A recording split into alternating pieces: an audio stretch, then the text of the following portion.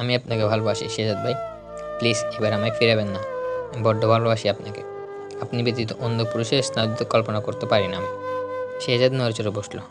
তার সামনে থাকা নিষ্পাপ মুখের অধীরকারী রমণীর পানে এক পলক তাকিয়ে চোখ সরিয়ে নিল। বেশিক্ষণ চেয়ে থাকা হয়তো চোখ সরাতে পারবে না, তার যে সাধ্য নেই সামনে থাকা রমণীর দিকে বেশিক্ষণ তাকিয়ে থাকা।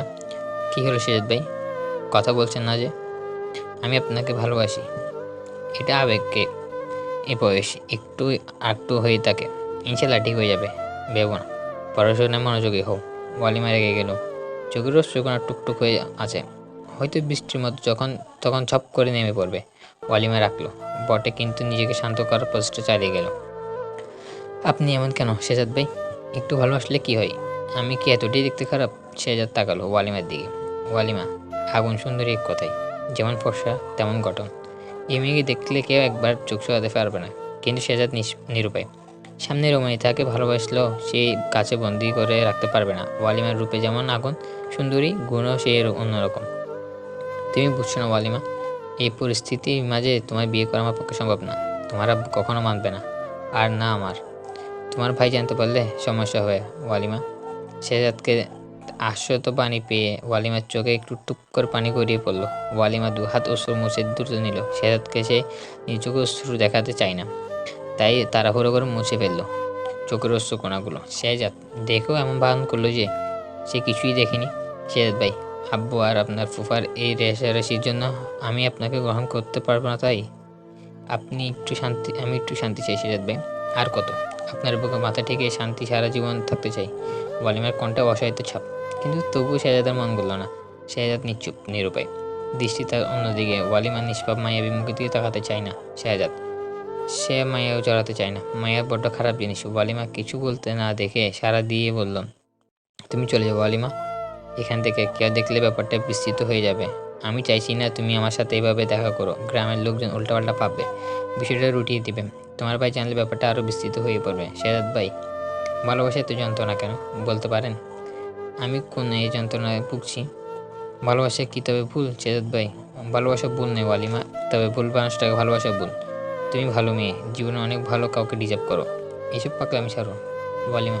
কিছুক্ষণ শেহজাদের লিপ্ত কঠোর মুখে শক্ত দিয়ে চেয়ে রইল। বেশ কিছুক্ষণ তাকে কিছু একটা ভাবলো। ভয়ঙ্কর ভাবনা তার মাথায় এসে হেনা দিল। যা করার পর হয়তো শেহজাদ তাকে ভুলবে, কিন্তু তার কিছু করার নেই। ভালোবাসা মানুষকে পাওয়ার জন্য না হয় কিছুটা খারাপ হলেও ভালোবাসা মানুষের চোখে এরপর যা হয় খুব ভয়ঙ্কর হবে। শেহজাদ ভাই, আপনি আমাকে বিয়ে করবেন শেহজাদ ভাই। আমার সারা জীবনে আপনি ব্যতীত অন্য কোনো পুরুষের আগমন হতে দিব না আমি। আপনিই প্রথম, আপনিই শেষ। ওয়ালিমা নিকাব নামিয়ে ধরে সেখান থেকে চলে যায়। শেহজাদ দীর্ঘ নিঃশ্বাস ফেলে। ওয়ালিমা নামক রমণীর দিকে যে পছন্দ করতে তা না। ওয়ালিমা এমন একটা মেয়ে যাকে কেউ একবার দেখলে না ভালোবাসে না বেসে পারবে না। সেও এমন ব্যতিক্রম নয়, কিন্তু পরিস্থিতি এখন অনেক ভিন্ন। শেহজাদ হতাশা নিঃশ্বাস ফেলে উঠে দাঁড়ায়।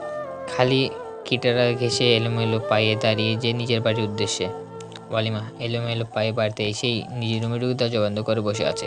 ওয়ালিমার মা মায়া বেগম এসেই ডেকে গিয়েছেন অনেকবার। বেশ চিন্তিত সে। মেয়েটা হুট করে কি হলো কে জানে। বান্ধবীর বাড়ি থেকে ফিরে এমন করছে, ছেলেটাও নেই কিছু করবে।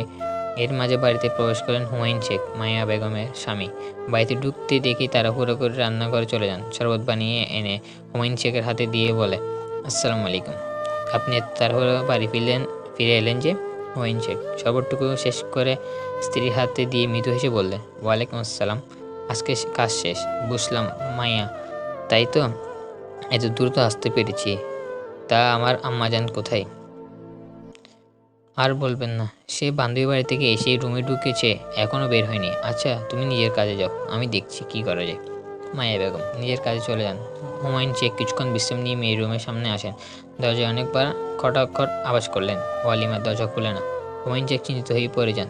মেয়েটার কিছু উল্টাপাল্টা করলো না তো? উল্টাপাল্টা কিছু করলেন না তো? আগে তেমন করেনি। হুমায়ুন শেখ হাঁক ছেড়ে স্ত্রীকে ডেকান। মায়া বেগম দ্রুত চলে আসে। কি হয়েছে? আপনি এমন চিল্লাচ্ছেন কেন মাস্টারমশাই? মাইয়া, আমার মেয়েটা দরজা খুলছে না কেন? এই তো গলা শোনার সাথে সাথেই দরজা খুলে দেই। তাহলে আজ এমন কেন করছে? আপনি দয়া করে দরজা ভেঙে ফেলুন মাস্টারমশাই, আমার ভীষণ ভয় করছে। মাহিমকে ফোন করব? না, দরকার নেই। ছেলেটা একটা কাজে গিয়েছে, এখন ফোন করে বিরক্ত করার প্রয়োজন নেই। জানো তো, বন্ধে কিছু হলে সেই সব কাজ ফেলে আসতে রাজি। মায়া বেগম মাথা নাড়ান। হুমায়ুন শেখ স্ত্রীর দরজা ভাঙার চেষ্টা করতে থাকেন। অনেক সময় যাবৎ চেষ্টা করার পরে সেই দরজা ভাঙতে সক্ষম হয়। এক প্রকার দৌড়ে রুমে ভিতরে ঢুকে মায়া বেগম রুমের ভিতর থেকে আসতে হতভাগ্য দুইজনে তাকিয়ে থাকেন। ওয়ালিমার হাত থেকে রক্তবন্যা বয়ে যাচ্ছে। হুমায়ুন শেখ স্তব্ধ হয়ে গিয়েছে। তার আদরের এক কন্যা এমন কাজ করবে কখনো ভাবতে পারেনি হুমায়ুন শেখ। ঘোর কাটতে দ্রুত মেয়ের কাছে ছুটে যাই। এলোমেলোভাবে পড়ে আছে ওয়ালিমার মেঝেতে। হুমায়ুন শেখ পাগলের মতো অবস্থা। পাশে ছোট একটা ব্লেড পড়ে আছে। শেহজাদ ভাই, মাস্টারমশাই এর মেয়ে ওয়ালিমা মেজাজে নাকি আত্মহত্যা করার চেষ্টা করেছে। শেহজাদ স্তব্ধ। এমন খবর শুনবে সে কল্পনাও করতে পারেনি। তাহলে কি সেই মাইয়া ওয়ালিমা ভয়ঙ্কর কিছু, মানে এটাই কথা বলেছিল? শেহজাদের নিজের অসহায় লাগছে ভীষণ। ওয়ালিমার সম্পর্কে এমন খবর শুনে শেহজাদের আশেপাশে সব কিছু ফাঁকা লাগছে। শেহজাদ ভাই কোথায় হারালেন? ইফাজের কথায় শেহজাদ ঘুর কাটতে শেহজাদের নড়ে চড়ে বসেন। চেয়ারম্যানের ছেলে হওয়ার গ্রামে অল্প বয়সী ছেলেরা বেশ সম্মান করে শেহজাদ। হয়তো ইফাজ তার কাছ থেকে শুনেছে। শেহজাদও তাদের বিভিন্ন কাজে সাহায্য করে। অস্থির লাগছে ভীষণ। বারবার মন ছুটে ওয়ালিমার কাছে যেতে ইচ্ছে করছে, কিন্তু পরিস্থিতি এতটাই খারাপ যে যাওয়ার কোনো পথ নেই। এই খবর শুনে পুরো গ্রামবাসী জানে ইফাজ চমকায়। শেহজাদকে খুব সম্মান করে। এমন স্বাস্থ্য লিপ্ত কিভাবে আছে বুঝতে পারছে না। ইফাজ পেয়েছি গভীর ক্ষত কি তবু কাউ করতে পারেনি? এতটাই কঠোর পাথর মনের অধিকারী এই লোক। সে হলে শত বাধা পেরিয়ে বিপত্তি না মেনে ছুটে হয়ে যেত। হয়তো এই জন্য শেহজাদ ইমতিয়াজ খানকে সে ইফাজ আবরার।